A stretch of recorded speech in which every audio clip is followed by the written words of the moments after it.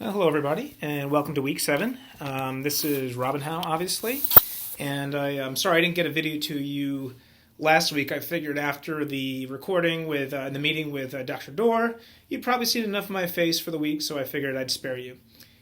But speaking of Dr. Dorr and our synchronous meeting last week, I wanted to thank those of you who attended, and for those of you who didn't, obviously you should have received the recording. It was a really interesting conversation.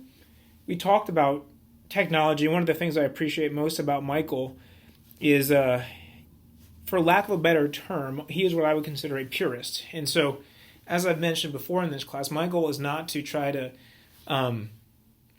sort of subject you all to my opinions about how technology can be used, but really give you all information and give you all, perspective so that you develop your own understanding of how technology is used, what role technology plays in terms of curriculum, and really figure out what makes the most sense to you.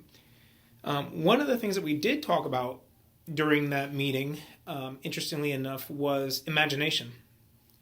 As some of you know and others of you heard, Michael is a world-renowned Montessori storyteller, and obviously to spend that much time doing something, you have to believe in it. And so obviously Michael believes in the power of story and believes that story actually is, one of the oldest and most valuable tools of teaching. And so he talked a little bit about that. So if you haven't seen the video, please, and you're interested, please go back and watch it. But this week we talk more about imagination. And so I thought it was sort of like I didn't plan it that way. The conversation flew organically, but it really is a nice way to segue into imagination, which is this week's topic. We've discussed, obviously, the characteristics of the child in the second plane and how they differ than the child in the first plane, and what that means in terms of their ability to not necessarily understand, but imagine time, places, situations outside of their immediate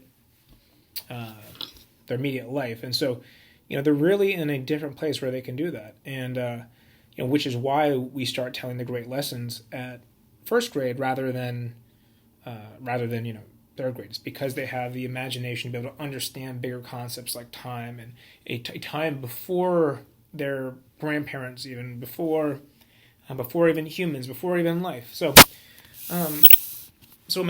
imagination's a huge piece. Now, one of the other things that we, sort of paradoxically don't do with students is we also, in our classrooms, we try to limit some of the fictional imagination pieces, right? And so it's almost like we don't encourage teachers to have pictures of Mickey Mouse or, I don't know, DuckTales, or I'm aging myself now, but obviously we discourage the use of that sort of fictional characters. And so ironically, while we're talking about the importance of imagination, we're also trying to deliver authenticity and help children understand the real world at the same time.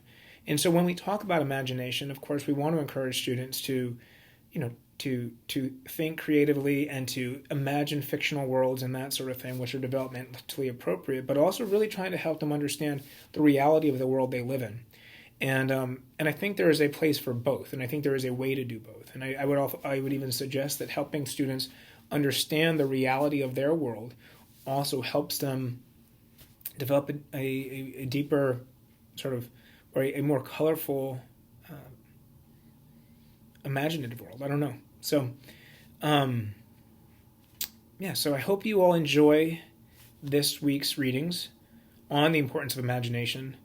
And one other thing I would suggest is, so we have 2 weeks left, and I'm trying to schedule a third synchronous meeting that would happen in the 8th week. I'm working on trying to set up the time right now, so I will get that to you in the email, and I'm hoping that one of my colleagues joins us, and I will actually share a link to a short documentary that she produced, and so if you are able to attend, and then I will also confirm with her that she can do this this time, I would strongly encourage you to watch it, even if you can't meet us for a synchronous visit, or even if she cannot join us. It's something we could talk about. Again, it's not mandatory.